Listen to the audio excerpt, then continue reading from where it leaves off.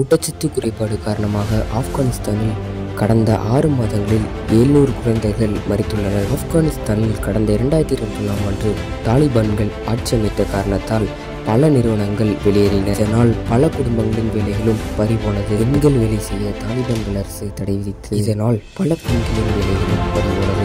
இதனால் தங்களுடைய குடும்பத்தை பாதுகாக்க முடியாமல் தவித்து வருகின்றனர். இதனால் அந்த நாட்டின் நிலைமையை தலைகீழாக மாற ஆரம்பித்தது. இதனால் ஒவ்வொரு நாட்களும் பல குழந்தைகள் நோயினால் பாதிக்கப்பட்டு மருத்துவமனையில் அனுமதிக்கப்படுகின்றனர். இது மட்டுமல்லாமல் சுமார் 2 லட்சத்துக்கும் அதிகமான குழந்தைகள் ஊட்டச்சத்து குறைபாடு காரணமாக பாதிக்கப்பட்டுள்ளனர். தங்கள் குழந்தைகளுக்கும் அவலங்களை பார்த்து பெற்றோர்கள் கண்ணீருடன் கட்சி அனைவரின் மனதிலும் வேதனையை ஏற்படுத்தியது. கிறிஸ்துவுக்குள் மிகவும் பிரியமானவர்களே, ஆப்கானிஸ்தானில் உள்ள நிலைமைகள் மாற மற்றும் அனைத்து குழந்தைகளும் பாதுகாக்கப்பட தாலிபான்களின் சட்டம் மாற நாம் யாவரும் ஒன்றிணைந்து ஜெபிப்போமாக. ஆமேன்.